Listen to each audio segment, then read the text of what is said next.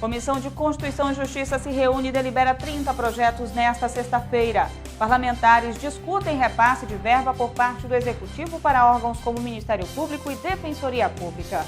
E na edição do Alian Notícias de hoje, você também vai ver o que foi destaque durante toda essa semana.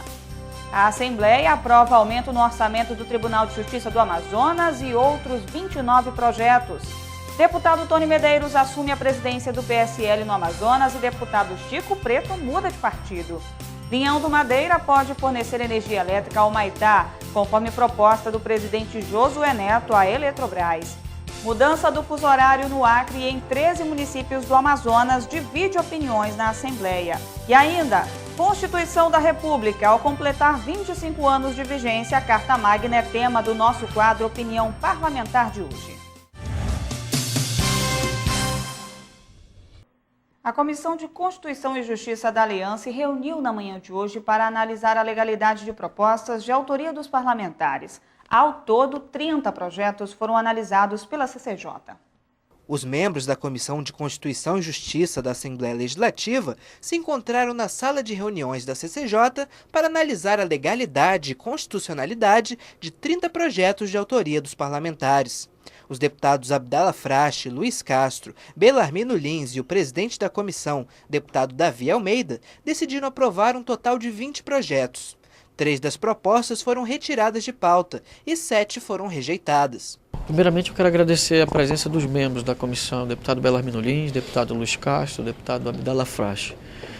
A pauta distribuída continha 21 projetos e uma extra pauta, nós fizemos uma votação extra pauta com mais 9 projetos. Portanto, 30 projetos foram analisados na Comissão de Constituição e Justiça. O presidente da Comissão de Constituição e Justiça destacou o alto número de propostas apresentadas pelos deputados. Davi Almeida afirma que o volume de produção parlamentar atual é benéfico para a sociedade. A produção legislativa tem sido crescente, né?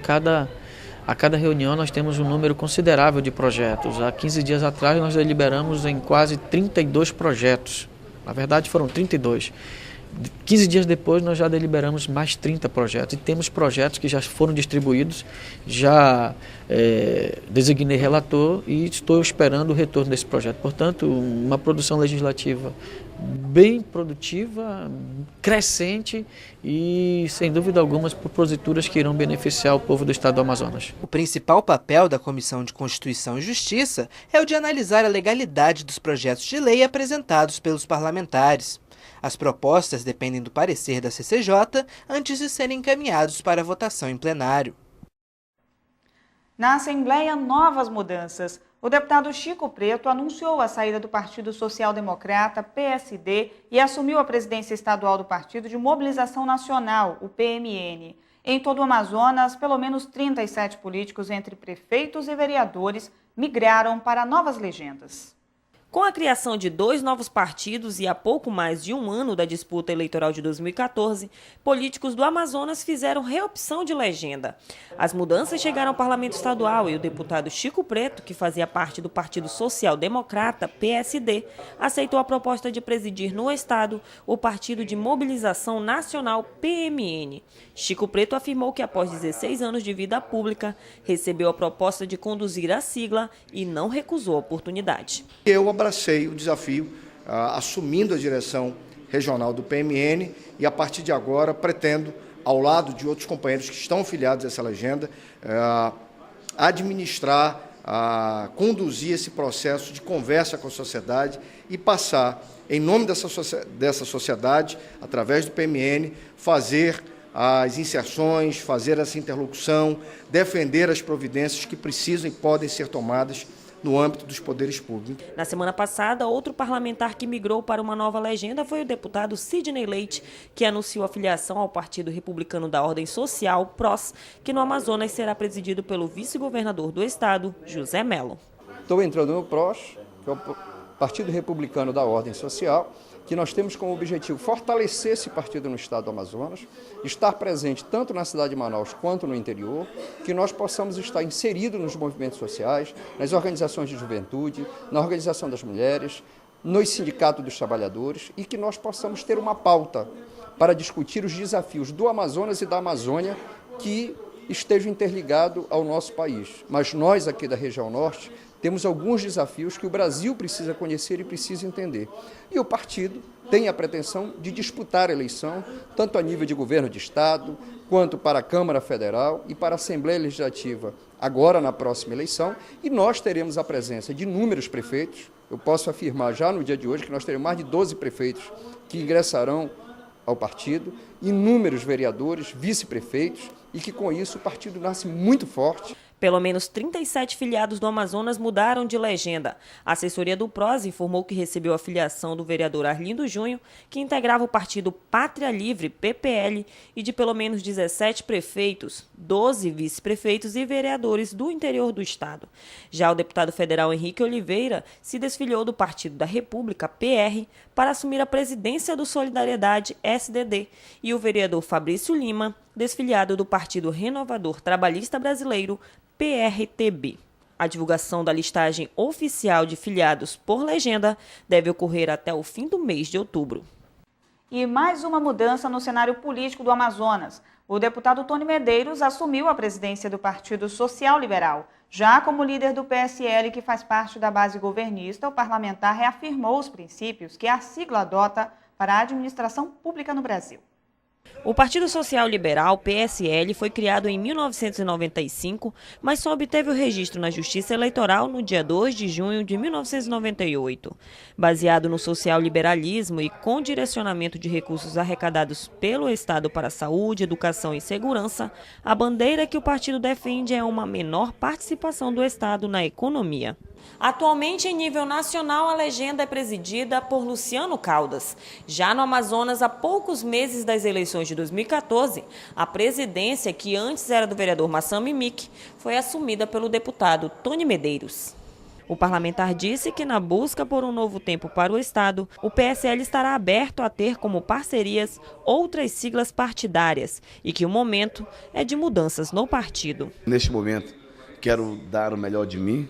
O PSL é um partido pequeno, só tem um deputado federal. Nós temos um projeto de fazer 7 deputados federais no Brasil. E nós temos um outro projeto agora, na próxima eleição, de ter 4 ou 5 vereadores. Nós temos projeto de ter 2, 3 deputados estaduais e também deputado federal no Amazonas. Portanto, é o momento de oxigenar o partido, é o momento de pensar nas futuras coligações. O deputado afirmou ainda que os objetivos estão voltados para o crescimento da legenda no Amazonas a partir dos aspectos éticos e morais. E o Senado aprovou o projeto de lei que inibe a criação de novos partidos políticos e o troca-troca partidário. O texto restringe o acesso ao fundo partidário e ao tempo de propaganda de TV, mecanismos vitais para o funcionamento de uma sigla. Na Assembleia Legislativa, os parlamentares defendem uma reforma política mais abrangente. Fundo partidário e o tempo de TV são calculados a partir do número de parlamentares eleitos pelos partidos. Atualmente, os deputados que migram para uma legenda nova levam os votos para cálculo de tempo de TV e fundo partidário. Assim, os novos partidos ganham mais recurso e tempo, mesmo sem ter disputado as eleições. Agora, pela regra, o Partido Novo não recebe os votos de deputados que decidiram aderir à nova legenda. Na Assembleia Legislativa, parlamentares defendem uma reforma política mais ampla. Eu acho que criar partidos à torta e à direita no Brasil faz com que eles acabam se transformando e estão se transformando em balcões de negócio, né? Partidos nanicos são utilizados muitas vezes com esse propósito. Isso não é salutar a imagem política, a classe política, e isso fere inclusive a própria democracia que nós lutamos tanto para termos no nosso país. Então eu sou contrário à forma graciosa, inclusive, como esses partidos são criados, e esta possibilidade de pessoas poderem sair dos seus partidos exatamente por conveniências políticas para migrarem para partidos novos. O Brasil precisa repensar uma nova estrutura política, uma grande reforma política para que a gente verdadeiramente possa se aproximar do que pensa o cidadão. Essa nova proposta aprovada me parece muito com essas propostas que existem aí para mudar apenas o sistema eleitoral para a próxima eleição. Eu acho que isso é muito pouco, nós temos que pensar em algo maior, repensar o sistema político, as formas de financiamento de campanha. A questão de quantidade de partidos tem que fazer parte desse debate. Realmente nós temos já muitos partidos, são 32 partidos. Criar regras para restringir não basta. Acho que tem que ter uma definição de funcionamento dos próprios partidos. E o que a gente precisa nesse país é fazer uma reforma profunda, uma reforma política. Fica se fazendo remendos de coisa, né? Vai lá, o Congresso aprova alguma coisa e aí acho que a população aceita isso. A gente precisa de uma reforma profunda, de que tipo de votos, vamos ter voto distrital, vamos ter voto distrital misto, dessa forma. O que eles aprovaram? Dificultar a criação de partido. De que forma? É aquele deputado que sai do partido, olha, cria um partido e eu não vou levar o tempo de televisão que eu adquiri quando fui eleito pelo aquele partido anterior. Isso é uma coisa. Então o cara vai pensar duas vezes. Como é que eu vou para lá se eu não vou levar meu tempo? Assim como não vou ter direito ao fundo partidário. O texto segue para a sanção presidencial, mas as regras não valem em 2014 para os partidos criados neste ano. E o relembrar do caso da ex-senadora Marina Silva, que teve o registro de criação de partido negado pelo TSE, o deputado Luiz Castro também lamentou as mudanças aprovadas no Senado, que inibem a criação de novas siglas e o acesso ao fundo partidário. Durante pronunciamento na Assembleia Legislativa, o deputado Luiz Castro voltou a apontar as barreiras enfrentadas pela ex-senadora Marina Silva durante a tentativa de criação da Rede Sustentabilidade dentro do prazo hábil para participação nas próximas eleições. O parlamentar criticou a postura do Tribunal Superior Eleitoral, que não pediu que os cartórios eleitorais conferissem novamente as fichas para a criação do partido. Que o TSE se recusou a corrigir de maneira corporativa e impedindo a legalização da rede. O parlamentar afirma que, por conta das diversas ofensivas contra a criação da nova sigla, Marina Silva está na condição de prisioneira política. Por isso que eu comparei a Marina a uma prisioneira política. Transformaram a rede e Marina numa prisioneira política. O TSE, os cartórios eleitorais e a grande maioria dos deputados federais e senadores. Por quê? Porque a proposta da rede, ela mexe com os interesses dos donos de partidos, sejam de esquerda, de centro ou de direita.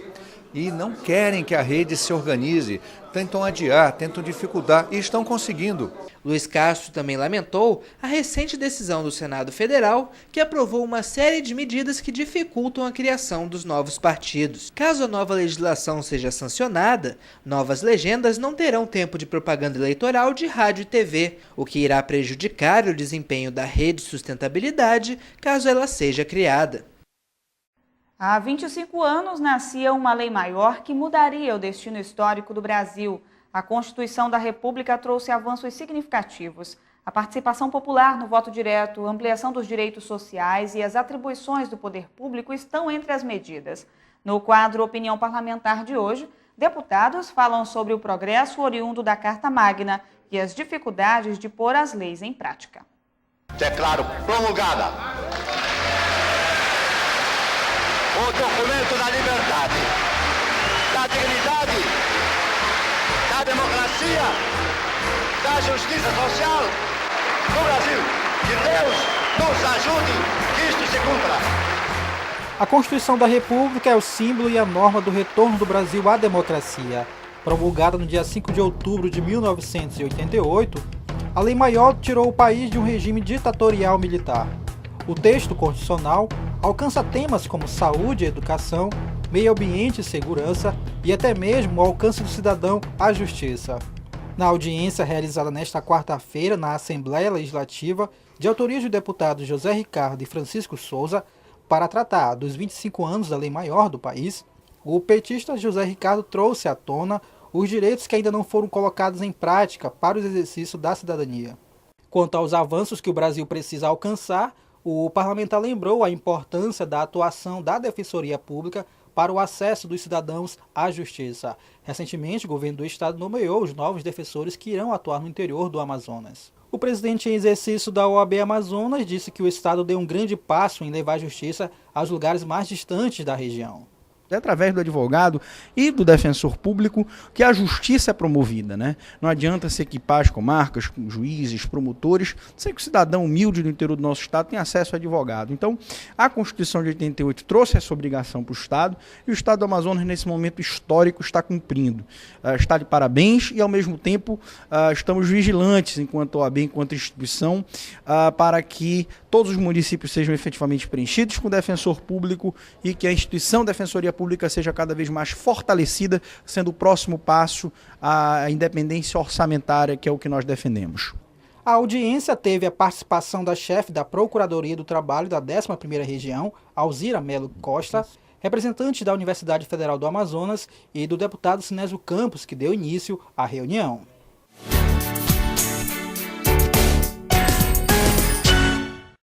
Nós temos que comemorar muito, são 25 anos de uma democracia consolidada. Portanto, esses 25 anos da nossa Constituição Cidadã trouxe muitos avanços, né? Os direitos fundamentais sendo respeitados e, acima de tudo, a consolidação de uma democracia. Mesmo sendo muito nova, mas nós temos uma democracia consolidada, com as instituições fortes e o povo, a cidadania sendo levada ao povo. E o grande desafio que nós temos é que essa cidadania ela possa chegar nos mais longínquos lugares do nosso país. Nós temos grandes avanços na área de educação, na área de saúde, os direitos fundamentais, mas nós temos um grande desafio. Como nós já temos a democracia consolidada, é fazer com que esses avanços cheguem a todo o povo brasileiro. O grande avanço é que nós temos na Constituição um elenco de direitos disponíveis para serem colocados em prática pela população. Acho que é um avanço porque nós temos uma gama muito ampla de amparo ao cidadão, de direitos e também de deveres, naturalmente. Então, você tem uma estrutura colocada, estruturas públicas, que tem que estar a serviço da população. É um grande avanço que nós temos no Brasil, o exercício dessa participação na busca desse direito. Agora, o grande desafio é fazer com que plenamente esses direitos sejam executados. Então, você tem muitas vezes estruturas, mas elas não estão ainda funcionando 100% atendendo o cidadão. A nossa Constituição, ela representou enorme avanço em relação aos direitos de cidadania, proteção aos direitos individuais, aos direitos coletivos, a firmatura de um pacto social de direitos iguais para todos os brasileiros. Ela não é uma Constituição perfeita, mas, em regra, do ponto de vista de direitos de cidadania, ela representou um enorme avanço. E as falhas na área econômica, na área da estruturação das políticas públicas, elas têm sido corrigidas progressivamente pelo legislador infraconstitucional. O avanço principal dessa Constituição é balizar a democracia.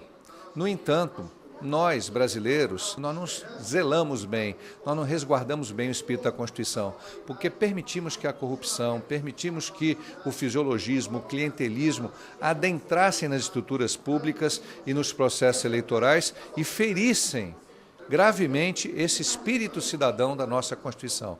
Temos uma Constituição avançada, mas temos uma prática ainda muito atrasada. Passado 25 anos da sua implementação, ela ainda é considerada no mundo uma das mais revolucionárias, digamos assim, onde a população tem uma gama de direitos garantidos, notadamente muito maior do que outras constituições de outros países. E a importância maior dela é essa. Ela garantia a sustentabilidade da nossa democracia, ela garantia a perpetuação desse regime que nós vivemos hoje, que é o regime democrático, em detrimento daquela questão da ditadura que nós vivíamos antes da sua implementação. Eu tenho certeza absoluta que, mesmo com alguns defeitos ou alguns percalços que ainda existam no nosso texto constitucional, ela tem a capacidade de se tornar cada vez melhor elaborada, através das emendas que os parlamentares colocam no seu texto, e isso trazer um bem-estar social para a população como um todo. A Constituição, ao estabelecer direitos e deveres, direitos principalmente às minorias étnicas, sociais, convicções religiosas ou orientações sexuais, a Constituição permitiu um avanço dessa discussão e da consolidação de leis que exatamente garantem direitos a esses segmentos. Por outro lado, nós ainda temos um conjunto de direitos estabelecidos na Constituição que ainda estão por ser consolidados. Vamos dar um exemplo, a questão da saúde pública. Até hoje, nós não tivemos, 25 anos após a Constituição da República, a consolidação da responsabilidade do governo federal com relação à saúde pública. Até hoje, nós não sabemos qual é a obrigação de investimento do governo federal em saúde pública. A mesma Constituição diz que os municípios têm que investir 12%, aliás, que os municípios devem investir 15%, os estados 12%, é a mesma Constituição que ainda não diz quanto que a União deve investir. E aí nós temos o desafio da saúde pública como um dos maiores, quiçá o maior desafio a ser enfrentado pelo povo brasileiro e pelos políticos brasileiros.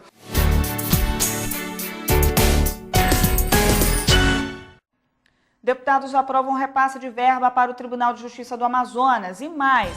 Parlamentares discutem repasse de verba por parte do Executivo para órgãos como Ministério Público e Defensoria Pública. Essas e outras notícias você vai ver no próximo bloco. Em casa, no carro ou no trabalho, você também pode acompanhar as atividades da Assembleia Legislativa através da Rádio Ali. Sintonize na FM 106,9 e não deixe de saber sobre projetos de lei, agendas e outros assuntos da Casa Legislativa Amazonense. Assembleia Legislativa do Amazonas, cuidando da nossa gente. Os parlamentares aprovaram um projeto de lei que dispõe sobre a implantação do Programa Educacional de Resistência às Drogas, o PROERD, na grade curricular das escolas da rede pública estadual. O deputado Cabo Maciel, autor do projeto, afirmou que a lei é uma forma de combater o consumo de drogas por crianças e adolescentes. O objetivo do Programa Educacional de Resistência às Drogas, o PROERD, é transmitir uma mensagem de valorização da vida e principalmente sobre a importância de se manter afastado das drogas e da violência. O projeto de lei aprovado na Assembleia Legislativa no último dia 8 obriga a implantação do programa na grade curricular de todas as escolas públicas da rede estadual de ensino. O autor do projeto, líder do Partido da República na Assembleia Legislativa, deputado Cabo Maciel, afirmou que a ação contribui para o combate às drogas, principalmente entre os adolescentes e jovens. Nós sabemos que o tráfico organizado de drogas, eles estão prontos lá na rua, o assédio em cima das crianças e dos adolescentes estão dentro das escolas, estão fora das escolas, estão nas praças públicas, estão nos bairros periféricos. E a gente necessita de programas sociais de governo que façam esse tipo de combate. E o PROERD ele se encaixa como uma luva nisso, porque já é um decreto que prevê a participação do policial devidamente qualificado dentro do programa para ministrar aulas dentro das escolas públicas, estaduais, municipais e particulares. Dando essa lição às crianças e os adolescentes a não fazer uso do entorpecente. Cabo Maciel participou da formatura de aproximadamente 2.000 alunos do PROERD em Manacapuru, distante 68 quilômetros de Manaus em linha reta. Realizada na última quarta-feira, dia 10, a solenidade teve a participação de 4.000 pessoas. Eu fiquei surpreso com a solenidade do PROERD ontem em Manacapuru. Nós tínhamos ali mais de 4.000 pessoas. Em torno de 2.000 alunos receberam as instruções e receberam a sua formação. É um projeto que emociona qualquer um. É um projeto lindo, um projeto maravilhoso. O programa do PROERD é lindo, a instrução que eles repassam, a forma como a família absorve isso. É muito gratificante para quem participa e para quem sabe da importância do programa do PROERD para o estado do Amazonas. Então, eu fiquei surpreso com a quantidade de pessoas ontem, foi uma solenidade maravilhosa. Eu queria parabenizar os instrutores do PROERD, na pessoa do Coronel Aldinei, que é o coordenador do PROERD no Amazonas, é uma pessoa altamente sensível com o assunto. E fiquei muito feliz com a atividade que participei ontem em Manacapuru. Muita gente, mais quase 2.000 alunos formados, a participação, muitas atividades culturais, muitos depoimentos de pais, muito depoimento de filhos, que hoje a criança pegou o microfone e disse: eu estou preparado para dizer não às drogas, porque eu recebi essa instrução através da Polícia Militar. Agora a lei aguarda a sanção do governador do estado, Omar Aziz. E a Assembleia Legislativa também aprovou mudanças na lei orçamentária para 2014. Serão repassados ao Tribunal de Justiça 22 milhões de reais, sendo 12 oriundos do Poder Legislativo. A oposição aprovou a matéria com ressalvas e disse que vai cobrar do TJ investimentos da Justiça no interior do estado. O projeto entrou em discussão na Casa desde a última semana. A proposta altera a Lei de Diretrizes Orçamentárias do Exercício Financeiro de 2014 e reduz em 0,2% o orçamento do Legislativo Estadual. Com a aprovação da matéria, o Tribunal de Justiça deve receber 22 milhões de reais. Desses, 12 milhões serão repassados da Assembleia Legislativa para o Tribunal de Justiça. O restante será proveniente do Executivo. A proposta foi aprovada com ressalvas pela oposição. O deputado pelo PSB, Marcelo Ramos, disse que votou favorável ao texto da matéria, mas vai cobrar do tribunal investimento na justiça, tanto na capital quanto no interior. É preciso informatizar, qualificar melhor os trabalhadores das secretarias e cartórios, aumentar o número de varas e o número de juízes. Portanto, no ato em que votei a favor da matéria, assumi o compromisso de encaminhar algumas sugestões para o Tribunal de Justiça para que esses investimentos e esses recursos sejam bem utilizados. O oposicionista Luiz Castro afirmou que também deve cobrar a forma que esses recursos devem ser utilizados pelo presidente do Tribunal de Justiça. Nós aprovamos com ressalvas. Quais as ressalvas? Nós não temos a garantia efetiva de que esse dinheiro vá principalmente para a estruturação, para a melhoria da qualidade dos serviços oferecidos pelo Judiciário na ponta, nas comarcas, na primeira instância, nos juizados especiais, instância única. Nós precisamos que o Judiciário foque naquilo que é essencial para melhorar e qualificar, agilizar, tornar mais eficiente, eficaz e humano o trabalho do Judiciário.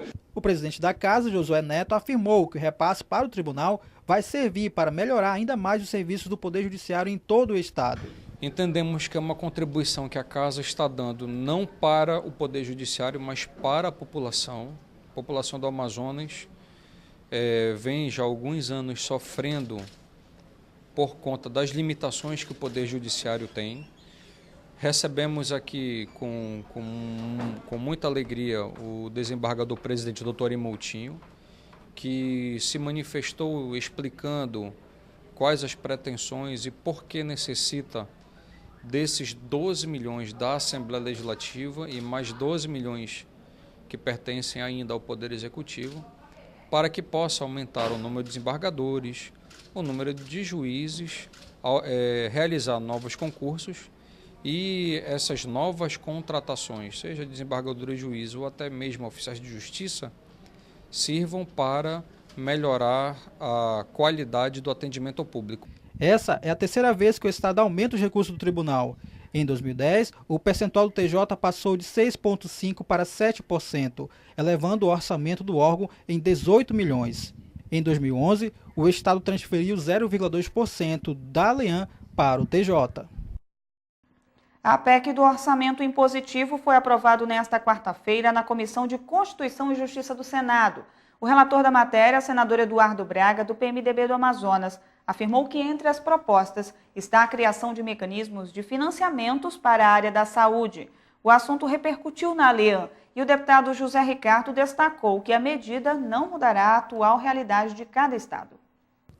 Após alguns adiamentos, a Comissão de Constituição, Justiça e Cidadania, CCJ, aprovou o substitutivo do senador Eduardo Braga, do PMDB Amazonas, a proposta de emenda à Constituição PEC 22A/2000, que torna obrigatória a execução de emendas parlamentares ao orçamento da União.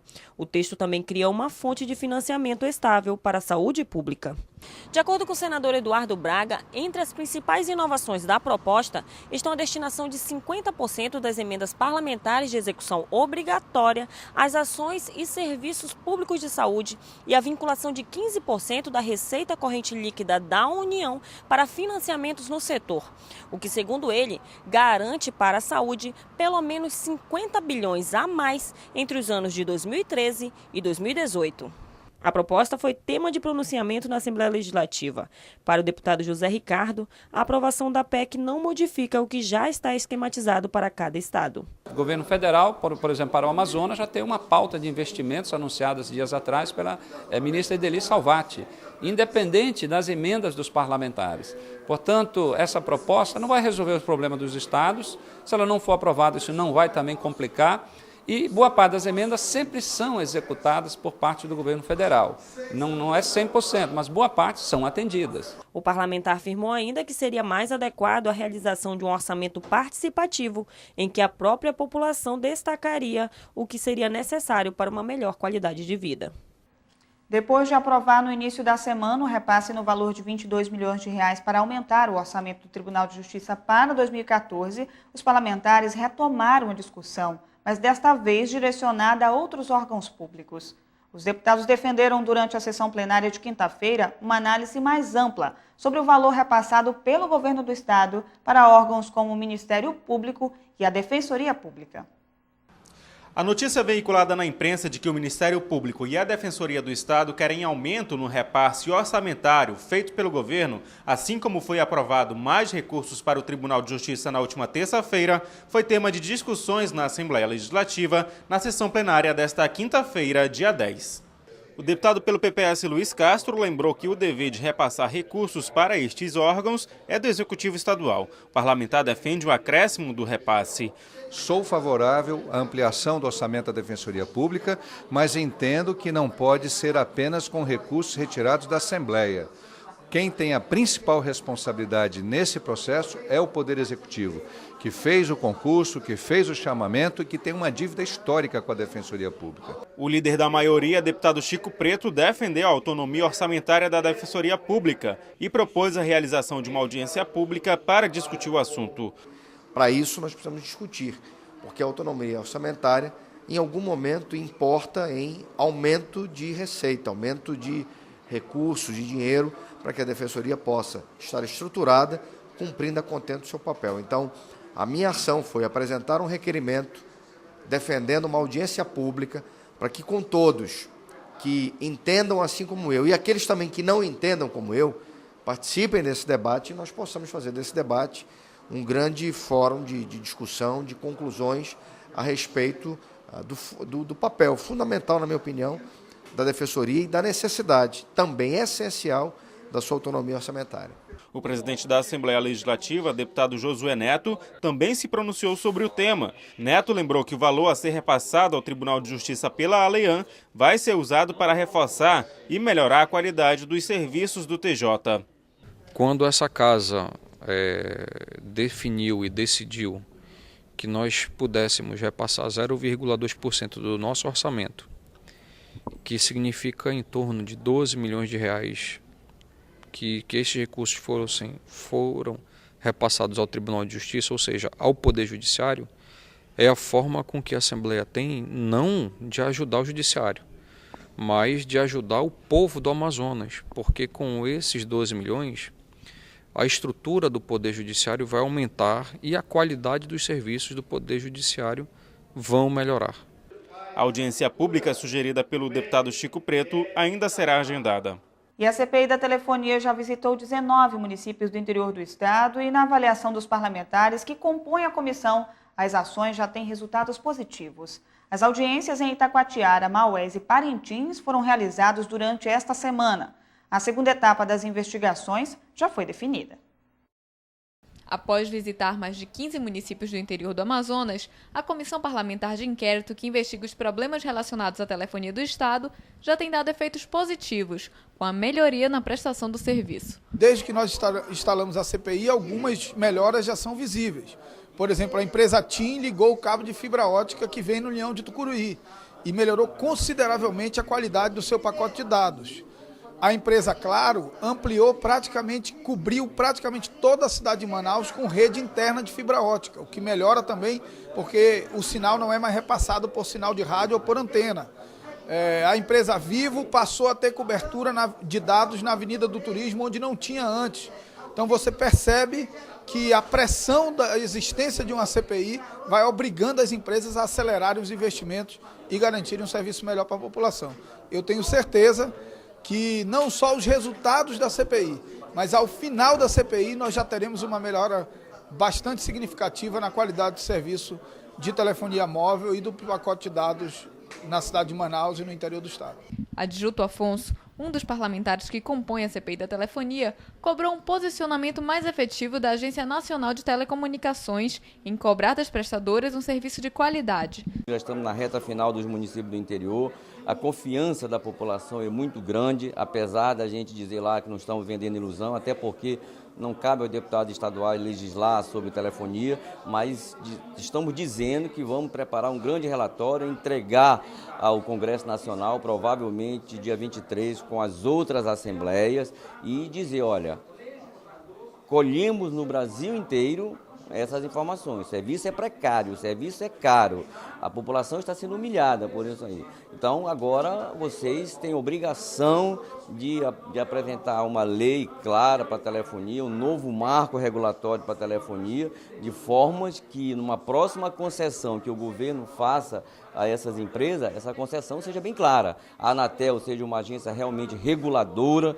que defenda os interesses da população, não os interesses das operadoras. O presidente da CPI, deputado Marcos Rota, reforçou o empenho da comissão em resolver os problemas de telefonia do Estado, tanto no que diz respeito à má prestação do serviço, quanto ao consumo de créditos em celulares pré-pagos e os altos preços cobrados na telefonia fixa. Dia 23 de outubro vai haver em Brasília um grande encontro nacional das CPIs. Nesse momento nós temos 18 CPIs instaladas em vários estados brasileiros. Então no dia 23, todos os integrantes dessas CPIs vão se concentrar no Congresso Nacional, na Câmara dos Deputados e no Senado Federal, para que nós possamos já apresentar sugestões aos deputados federais, que são, em tese, quem tem legitimidade para fazer as alterações. A questão do não acompanhamento, por exemplo, nos créditos dos pré-pagos, é algo que precisa ser levado em consideração. Hoje existe uma relação de confiança muito grande entre o consumidor e entre a empresa. Se você bota 15 ou 20 reais, esses 15, 20 reais a empresa diz que já foram utilizados, você não tem como acompanhar o gasto desses créditos. Estamos trabalhando também numa proposta para ou eliminarmos ou abaixarmos a taxa mensal da assinatura da telefonia fixa. Nesta quinta-feira, a CPI deve chegar aos municípios de Itacoatiara, Maués e Parintins. Já na próxima semana, deverá ser realizada uma reunião com diversos órgãos interessados no tema, como PROCON, DECOM, Ministério Público, Defensoria Pública, OAB, SEDUC e diversas secretarias. Em pauta extensa, na última terça-feira, os deputados aprovaram 30 projetos. Entre os destaques, a matéria que disciplina a prestação dos serviços de gás no Amazonas, que passa a ser em regime de concessão pública, e a criação de novas unidades de pronto atendimento no âmbito da Suzam. 32 projetos entraram em discussão e, desse total, 30 foram aprovados no plenário da ALEAN. Entre eles, o que visa tornar a empresa de companhia de gás no Amazonas, a Cigás, sob regime privativo de concessão. Eu confirmei a possibilidade de ser apresentado nesse momento uma emenda de redação à matéria. E como relator, eu entendo para que haja a maior clareza e a maior segurança jurídica para o bom entendimento do presente projeto, eu estou apresentando para conhecimento e decisão no momento da redação final. Não há mudança no rumo do projeto, mas estão somente firmando no seu parágrafo único do artigo 10 que a concessão para exploração de serviços de gás no estado do Amazonas, incluindo o exercício de atividades correlatas, acessórias, vinculadas à prestação do serviço, outorgada pelo poder concedente, terá o prazo de 30 anos a contar da data da outorga, assim considerada a assinatura do contrato de concessão de termo de entrega dos serviços, podendo ser prorrogado ou estendido por uma única vez, na forma que dispuser o instrumento de delegação. Outros 2 projetos tiveram destaque. Um que cria 2 unidades de pronto atendimento, as UPAs, para a estrutura dos serviços da Secretaria de Saúde do Amazonas, matéria que teve votos contrários dos deputados Marcelo Ramos e Luiz Castro. E outra, a obrigatoriedade de reserva de assento de acompanhante da pessoa com deficiência em cinemas, shows e teatros no estado. Para garantir nos espetáculos, nos cinemas, nos teatros, que o local frequentado por um deficiente garanta também um espaço para o seu acompanhante. Você vê um cadeirante, uma pessoa que tem dificuldade de locomoção, que tem um sério problema, uma séria deficiência, ele às vezes tem a sua reserva de local para ficar, mas não tem a garantia de ter um acompanhante para lhe dar guarida, para lhe dar apoio. Então, meu projeto visa corrigir essa injustiça e, portanto, estimular também as pessoas com deficiência a frequentarem os locais públicos, a estarem, portanto, mais bem assistidos em espetáculos culturais, em teatros, em eventos. O presidente Josué Neto ressaltou os projetos aprovados. Foram projetos importantes, projetos em que a Assembleia Legislativa, graças a Deus, tem dado resposta significativa à sociedade amazonense. Votamos, por exemplo, o projeto da Cigás, com a venda da Cigás. Esses recursos serão implementados na área de educação, principalmente voltado para a UEA, nessa construção do novo campus da UEA, talvez o campus mais importante e maior do país. Votamos outras matérias que a gente vai estar divulgando aí durante a nossa programação, que vem ao encontro, né, não só do que o Poder Executivo quer, mas principalmente entendendo que essas matérias dos deputados e do governo são matérias que pretendem chegar ao bem comum da sociedade. Dos 30 projetos, 15 são de mensagens do Executivo, 14 de autoria dos parlamentares da Casa e 1 do Ministério Público do Estado. Durante a votação, 2 matérias foram retiradas de pauta. Os desafios e as estratégias para inserir deficientes físicos no mercado de trabalho foram debatidos em audiência pública na Assembleia Legislativa. A proposta foi do deputado Chico Preto, que, junto com representantes de órgãos públicos e de empresas privadas, fez um panorama da situação dos deficientes no Estado, 22 anos após a promulgação da Lei de Cotas. 2 dias após a comemoração pelos 25 anos da Constituição Federal, a sociedade volta as atenções para as questões relacionadas a pessoas com deficiência. Passados 22 anos da promulgação da Lei 8.213 de 91, a conhecida Lei de Cotas, muito pouco se avançou para a inclusão dessas pessoas no mercado de trabalho. A pessoa com deficiência ela não precisa de pena, ela precisa de oportunidade, respeito, uma nova forma de ver essas pessoas, esses cidadãos que possuem uma deficiência, mas veja, não são pessoas incapazes, não há incapacidade. Há, sim, a possibilidade de trabalhar, de ser reconhecido pelo seu trabalho, pelo seu esforço, basta que a oportunidade seja dada nas condições corretas. O presidente da Associação de Deficientes Físicos do Amazonas, Isaac Benayon, afirmou que a principal dificuldade continua sendo a discriminação na relação empregador-empregado. Para ele, esse paradigma precisa ser quebrado. A relação de empregado e empregador ela é muito difícil. A Superintendência do Trabalho está fazendo a sua parte, que é cobrar com as audiências públicas e o ajustamento de conduta. E dessa forma os empresários também estão aqui representados hoje pelas 2 maiores instituições, que é a FEAM e a CEAM, e dessa maneira levar o que nós queremos de uma forma amigável, de uma forma de uma relação mais fraterna e como o mercado de trabalho diz, eu sou fundamental como colaborador e a empresa é fundamental como empregadora para que a gente possa junto crescer e cada vez melhorar o rendimento da própria empresa, que é o faturamento. Na redação da Constituição de 88, conhecido como Constituição Cidadã, consta 7 artigos e 8 incisos para as pessoas com deficiência. Segundo Chico Preto, esse fato comprova que a Lei de Cotas não fere o princípio da igualdade, como algumas pessoas alegam. A pessoa com deficiência ela tem uma dificuldade maior para o exercício de algumas atividades. Porém, isso não significa dizer que essa é uma pessoa incapaz. Ela pode, sim, realizar uma série de outras atividades, pode contribuir para a construção de uma empresa, de um projeto, de um país, e nós precisamos compreender isso. Nós não podemos isolar, condenar essas pessoas para a inatividade.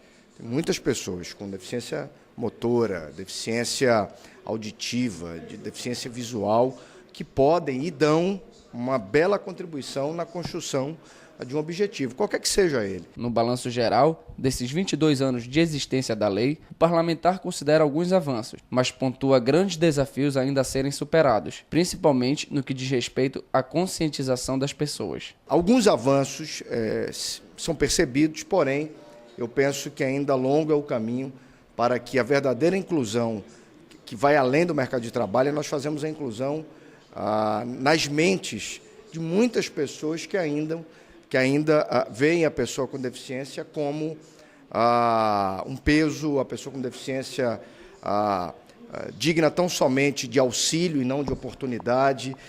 Você percebe que algumas políticas, e principalmente alguns políticos, acabam criando condições de dependência ainda maior para a pessoa com deficiência, quando essas pessoas, como eu disse, querem tão somente uma oportunidade para mostrarem o seu valor, mostrarem a sua capacidade, e ainda, infelizmente, você vê políticas públicas e políticos que alimentam um caminho de dependência, um caminho que tem a pena, coitadinhos como conceito, e não é isso que nós pensamos, não é isso que eu penso. De acordo com o diretor-geral da MASA, Ocimar Meloni, a sociedade precisa entender que não é a pessoa que tem deficiência, mas sim o espaço de trabalho. A dificuldade de acessibilidade é o principal fator de segregação dessas pessoas com a atividade profissional. Uma audiência pública na Assembleia reuniu representantes do governo para debater a elaboração do edital de venda de 17% da Companhia de Gás do Amazonas. A oferta será por meio de leilão. Com 12 anos de existência, a Cigás foi criada pelo governo do estado para impulsionar o setor energético e segue agora o processo natural de desestatização adotado pelas 3 principais concessionárias de gás do país. O procurador-geral do estado, Clóvis Smith, explica qual o próximo passo a ser dado pelo governo do Amazonas. O passo seguinte agora no processo de desestatização da Cigás será a publicação do edital, já da concorrência. Nós temos que cumprir um prazo previsto na Lei 8666, que é um prazo mínimo de 15 dias úteis entre essa audiência e a publicação. A gente estima que essa publicação ocorra no dia 1º e a gente estima que esses procedimentos já estejam realmente na fase final, né? A parte mais demorada, que era todo esse estudo econômico, todo o estudo jurídico e todo o estudo de engenharia que precisava ser feito, já foi concluído. Hoje nós tivemos a apresentação desses resultados aqui e realmente agora nós vamos para a fase da licitação em si. O diretor-presidente da Agência Reguladora dos Serviços Públicos Concedidos do Estado do Amazonas, Fábio Alho, garantiu a fiscalização durante todo o processo de licitação. A Arsan é uma autarquia em regime especial que regula e fiscaliza todo o serviço público concedido do Estado do Amazonas. E a Cigás presta serviço público de abastecimento de gás na cidade e a Arsan vem acompanhando aí todo o trabalho e nada mais justo que a Arsan fazer parte da audiência pública também com questionamentos e aberta aí a população também quanto à regulação do serviço público concedido de gás no Estado. Atualmente, existem 26 empresas distribuidoras de gás no Brasil, que podem explorar reservas que somam mais de 469 bilhões de metros cúbicos de gás natural. O Amazonas possui a 5ª maior reserva do país e é o 3º em distribuição de produção de gás entre todos os estados da federação. CPI da Telefonia realiza audiência em 4 municípios das Calhas do Purus e Madeira. E ainda, Leão do Madeira pode fornecer energia elétrica ao Humaitá, conforme proposta do presidente Josué Neto à Eletrobras. Essas e outras notícias você acompanha no próximo bloco. Em casa, no carro ou no trabalho, você também pode acompanhar as atividades da Assembleia Legislativa através da Rádio Ali. Sintonize na FM 106,9 e não deixe de saber sobre projetos de lei, agendas e outros assuntos da Casa Legislativa Amazonense. Assembleia Legislativa do Amazonas, cuidando da nossa gente. A CPI que investiga as falhas na prestação dos serviços de telefonia móvel fixa e internet no Amazonas esteve no último fim de semana em 4 municípios das calhas do Madeira e Purus. O objetivo é ouvir as autoridades e moradores sobre como o serviço é prestado. No último fim de semana, o município de Lábrea, na calha do rio Purus, distante 702 quilômetros de Manaus, em linha reta, foi o primeiro do sul do Amazonas a receber a Comissão Parlamentar de Inquérito da Assembleia Legislativa, que investiga as falhas nos serviços de telefonia móvel, fixa e internet no Amazonas. No plenário, Fausto Queiroz Silva, da Câmara de Lábrea, o presidente da Casa, vereador pelo PMDB Adalfrank Teixeira, deu início à audiência pública com a formação da mesa. O presidente da Câmara Municipal de Tapauá, vereador pelo PSC Paulinho, que participou da audiência, denunciou que num período de 40 dias, a empresa Vivo, que presta o serviço de telefonia no município, ficou sem funcionar. Segundo o presidente, doentes chegaram a ficar sem atendimento de urgência por não terem como pedir socorro. Às vezes você deixa de salvar uma vida por falta de um telefonema. E também nós pagamos, nós colocamos recarga, nós desembolsamos nossos recursos para ter um serviço de péssima qualidade. Estende-se assim também a questão do telefone fixo na zona rural. Já aconteceu um caso de pessoa no município de Tapauá, que é o 3º maior município do estado territorialmente, de pessoas falecerem porque o telefone da comunidade não funcionava.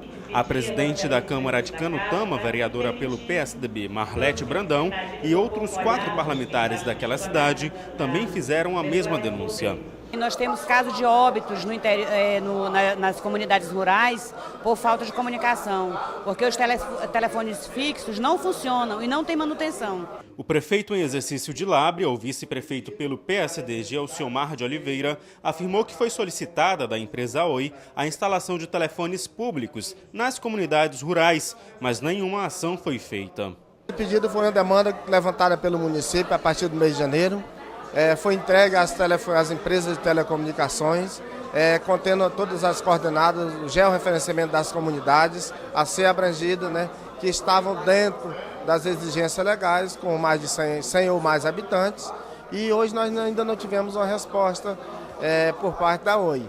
Da Embratel tivemos um retorno, uma resposta de contemplar 6 comunidades, mas nós temos mais de 20 comunidades que atendem a esse requisito. O presidente da CPI, deputado pelo PMDB Marcos Rota, lembrou que o Amazonas possui particularidades, como a logística, e por isso a ALEAN inovou ao escolher 3 relatores para a mesma comissão. O deputado lembrou ainda que a criação da CPI foi a última alternativa encontrada para tentar solucionar as falhas na prestação dos serviços. O deputado pelo PP, Adjuto Afonso, relator da telefonia móvel, destacou que outras 18 Assembleias Legislativas do Brasil criaram uma comissão parlamentar de inquérito para investigar o mesmo serviço, o que aponta claramente a omissão da Agência Nacional de Telecomunicação.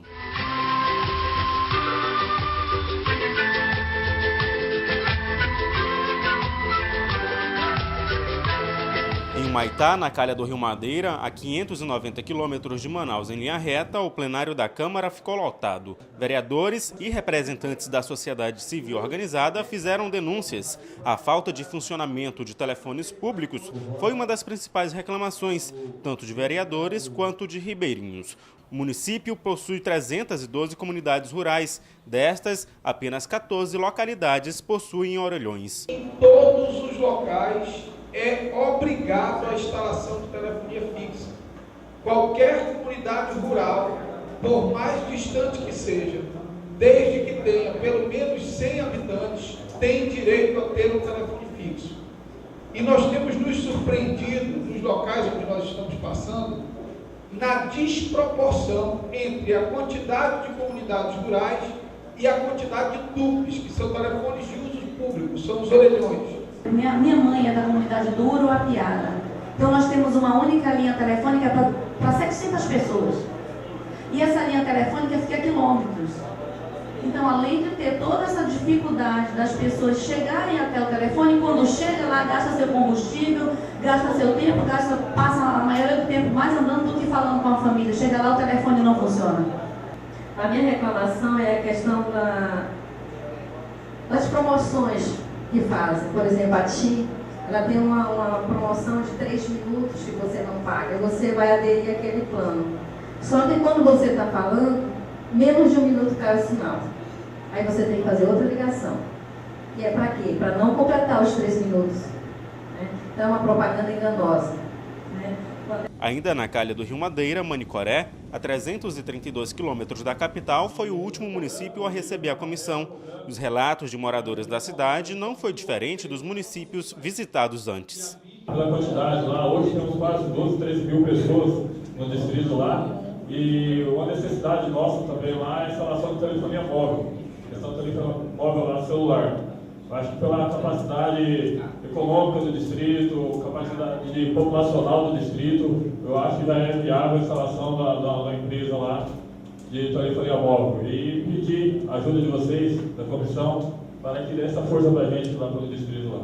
Até o momento, mais de 15 municípios do interior do Amazonas foram visitados pela CPI. O presidente da comissão, deputado pelo PMDB Marcos Rota, destacou a importância de ouvir os moradores de várias cidades. Eu acho que nós cumprimos com o nosso objetivo, que era exatamente a oportunizar a palavra para que os vereadores, para que os representantes da sociedade, das agências bancárias, do comércio, do poder executivo, representantes das comunidades rurais e ribeirinhas pudessem se posicionar. O objetivo principal dessas nossas diligências ao interior é exatamente abrir espaço para ouvir os reclames, né? Porque esses pronunciamentos, esses posicionamentos é que vão nortear o trabalho importante de uma CPI, que é exatamente os relatórios. O relator do Serviço de Telefonia Móvel, deputado pelo PP Adjuto Afonso, destacou que o relatório final da CPI vai ser entregue ao Congresso Nacional para contribuir para a criação de um novo marco regulatório da comunicação. Que a gente possa entregar esse relatório ao Congresso Nacional com esse apanhado de denúncias, de informações que nós colhemos. Eu acho que possa ser feito um novo marco regulatório para a telefonia no país. A população é muito humilhada, a gente nota a questão de créditos que as pessoas vendem por um valor e se reclama que certamente não corresponde àquele valor. E assim, ao completar essa quantidade de municípios, eu faço um balanço positivo dessa ação, porque as pessoas estão acreditando nesse trabalho da CPI. Ainda esta semana, a comissão deve realizar audiência pública em Parintins, Itacoatiara e Maués. A previsão é de que os trabalhos sejam concluídos na primeira quinzena de novembro. Energia para a cidade de Humaitá, no interior do Amazonas, por meio de hidrelétricas do Madeira, em Rondônia. Essa foi a proposta apresentada pelo presidente da ALEAN, deputado Josué Neto, à Eletrobras Amazonas Energia. O parlamentar enviou o requerimento solicitando um estudo de viabilidade para a implantação da linha de transmissão no município.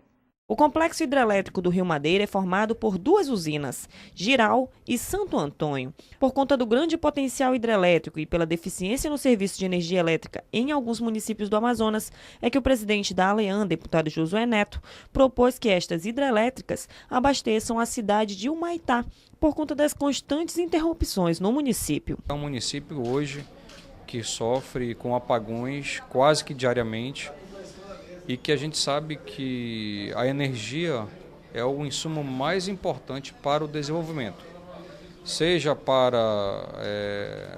a indústria, seja para o comércio e até mesmo para a produção agrícola, haja vista que as grandes produções agrícolas hoje são mecanizadas e dependem muito da energia elétrica, e isso faz com que seja um gargalo no desenvolvimento do município de Humaitá. Além disso, a proposta de utilizar o União do Madeira se dá pelo fato de que o Rio Madeira passa pelo território amazonense. O Rio Madeira, a sua grande parte dele, ele percorre o território do Amazonas. Então a energia do Rio Madeira, ela é produzida em sua maior parte no território do Amazonas, e até agora o território do Amazonas, principalmente através do município de Humaitá, não recebe sequer qualquer tipo de energia advindo desse linhão. O parlamentar afirmou ainda que o abastecimento é necessário para o desenvolvimento social e econômico da cidade e que a energia elétrica é um serviço essencial que oferece qualidade de vida para a população. A aprovação no Senado de um projeto de lei que visa alterar o fuso horário do Acre foi tema de debate na Assembleia Legislativa do Amazonas. Caso sancionado, o estado vizinho volta a ter menos 2 horas em relação a Brasília. A mudança também afeta 13 municípios do estado do Amazonas. Os moradores de 13 municípios do Amazonas poderão passar a conviver com 2 horas de diferença em relação ao horário de Brasília. A mudança pode ocorrer por conta da aprovação no Senado Federal de um projeto que altera o fuso horário do estado do Acre e afeta também os municípios de Atalaia do Norte, Benjamin Constant, Boca do Acre, Envira, Ipixuna, Tabatinga, Guajará, São Paulo de Olivença, Jutaí, Itamaraty, Pauini e Lábrea, todos no Amazonas.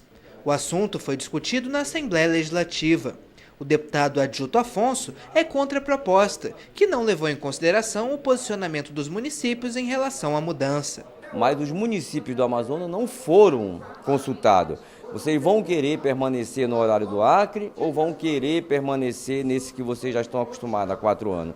Então, graças à senadora Vanessa Graziotina, ela fez uma emenda que antes da sanção da lei, os municípios podem se manifestar. E é isso que eu estou dizendo hoje. Por exemplo, Boca do Acre, Ipixuna, esses municípios, se manifestarem para que a presidente reconheça, vetem nesta lei que aqueles municípios estão optando por ficar no horário antigo. Já o deputado Luiz Castro é favorável à medida. O parlamentar acredita que a posição geográfica desses municípios contribui para a adoção de um fuso diferenciado. Quando uma criança acorda em Atalaia do Norte ou em Envira para ir à aula dentro do horário que hoje está definido para o estado do Amazonas por inteiro, ela acorda numa madrugada. Corresponderia, se fosse em Manaus, a 4h30 da manhã.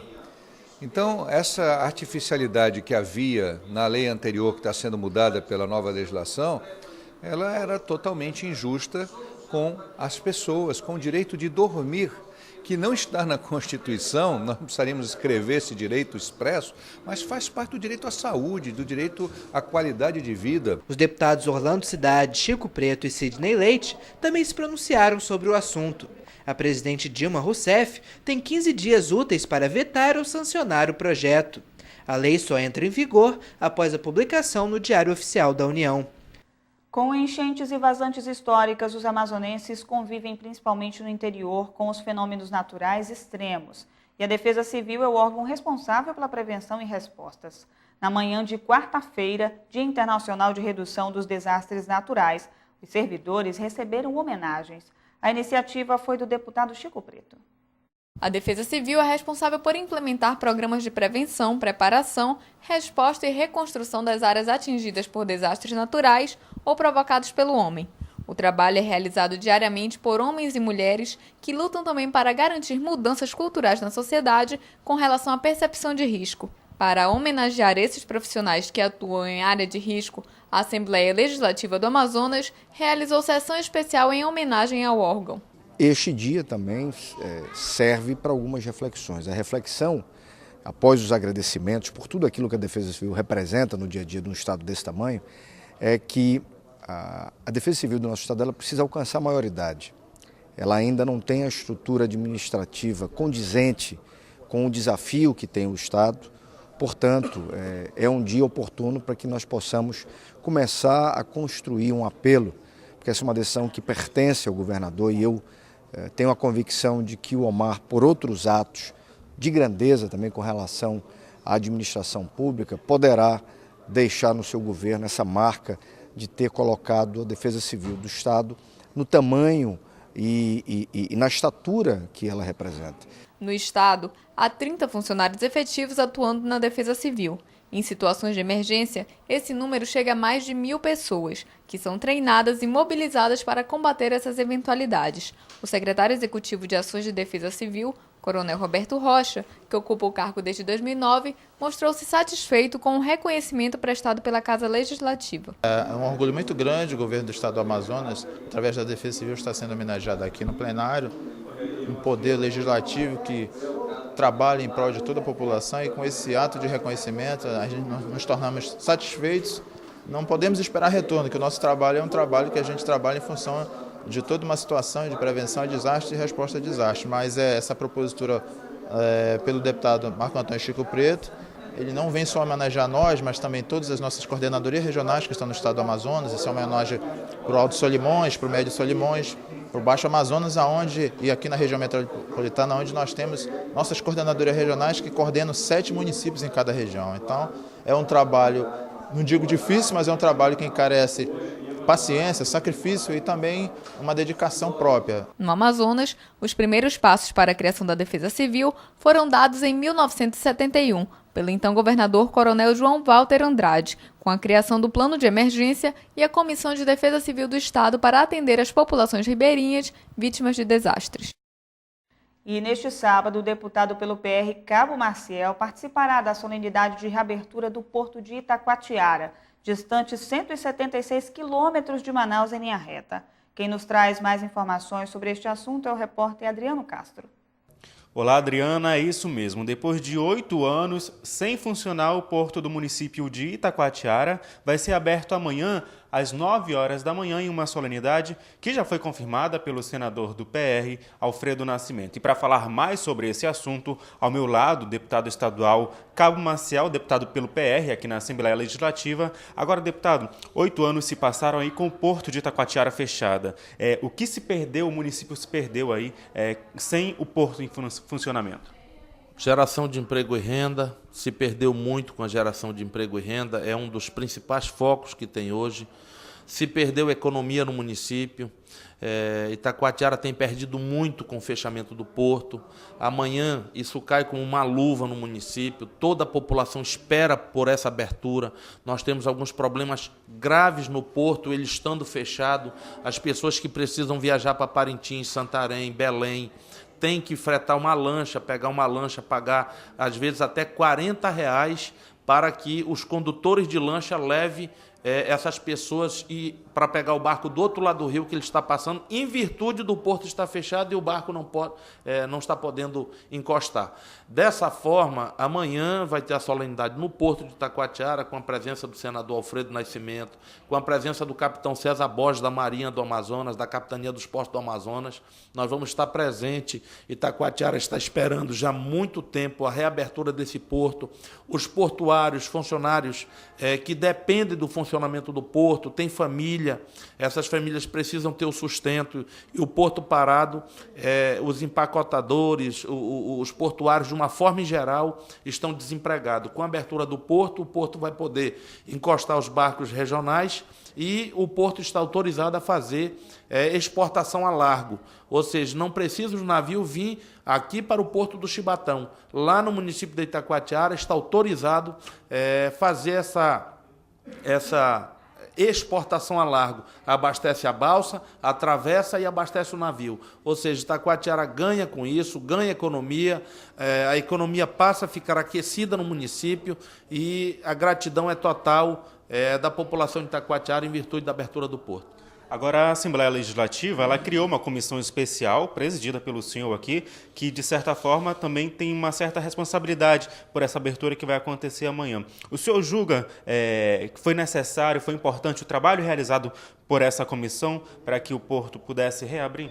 A comissão ela foi de suma importância, ela foi criada pelo presidente da Assembleia, Josué Neto, onde me deram a oportunidade de presidir esta comissão. Eu tenho travado um cavalo de batalha para a reabertura do porto.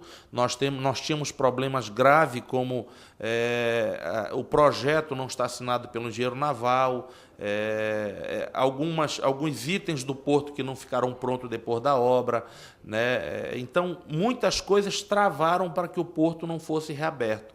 E a comissão foi importante porque fez várias reuniões, fez várias audiências dentro do DENIT, E aqui eu quero estender o agradecimento ao Fábio Galvão, que tem sido um grande parceiro nisso aí, nos fornecendo as informações, nos colocando a par de toda a situação.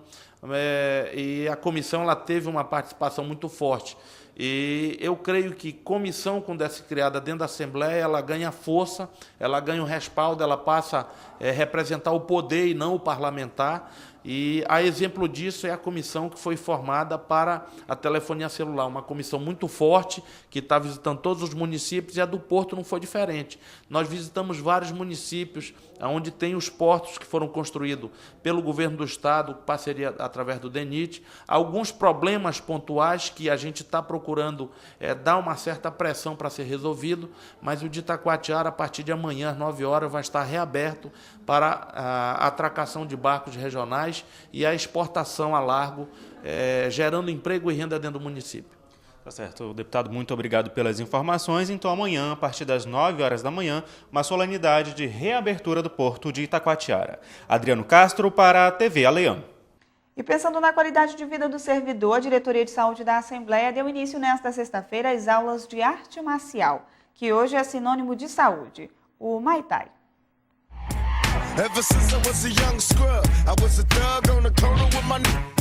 O Muay Thai, também conhecido como boxe tailandês, é uma arte marcial milenar que surgiu na Tailândia como instrumento de defesa pessoal. Conhecido como a arte das 8 armas, o número de praticantes cresce vertiginosamente no Brasil. A razão dessa alta demanda é a busca da melhoria da qualidade de vida.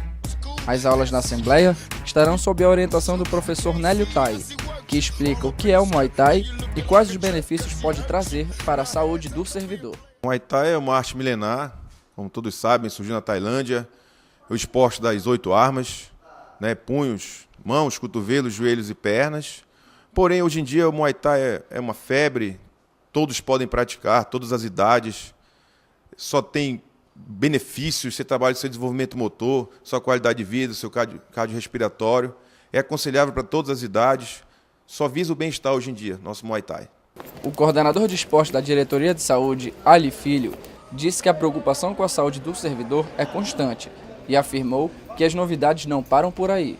Nós temos uma população de servidores da Assembleia que são sedentários, já tivemos problemas de saúde aí com os servidores. Então é mais uma modalidade que nós estamos colocando aqui para movimentar os servidores, tirar o sedentarismo, promover qualidade de vida. É uma modalidade que está, hoje em dia, tem um boom na mídia, artistas globais tudo fazendo, buscando essa qualidade, esse condicionamento físico, sair dessa vida sedentária, buscar saúde. Bom, nós estamos à procura de mais modalidades de luta, talvez um jiu-jitsu aí. Nós estamos querendo movimentar a nossa piscina, que está parada já há algum tempo, com hidroginástica e natação também. Nélio Tai explica como vai ser a programação das aulas da modalidade e deixa o convite para todos os servidores da Assembleia conhecerem um pouco mais sobre a arte marcial milenar. A nossa grade inicialmente está segundas, quartas e sextas, de 9 às 10, terças e quintas, de 7 às 8 da manhã, somente pela manhã. Vale dizer que tem alterações nesses horários, conforme for a demanda, vai aumentando. Então eu convido você, servidor querido, venha conhecer um pouco do Muay Thai, venha suar um pouquinho com a gente, vocês são muito bem-vindos. A atenção com a saúde do servidor está entre as prioridades da administração da Assembleia Legislativa, que tem buscado proporcionar atividades que, além de melhorar a qualidade de vida, também relaxa a mente e o corpo. E confira agora a nossa agenda parlamentar. No dia 14 de outubro, o presidente da Assembleia, deputado Josué Neto, realiza sessão especial em homenagem ao Dia do Deficiente Visual, às 9 horas da manhã, no plenário Rui Araújo. Deputado Tony Medeiros promove audiência pública para debater sobre a municipalização do Programa Nacional de Educação Fiscal, o PNEF, às 11 horas da manhã, no plenário Rui Araújo. E ainda no dia 14, deputado Francisco Souza realiza audiência pública com a finalidade de criar a capelania da PM e do Corpo de Bombeiros no Amazonas, às 2 horas da tarde, no mini plenário Bete Azizi. No dia 15 de outubro, deputado José Ricardo promove sessão especial para discutir a educação em nosso estado e homenagear a todos os profissionais de educação pelo Dia do Professor, às 2 horas da tarde, no plenário Rui Araújo. E você vai ver agora o que foi destaque no Aleão Notícias de hoje.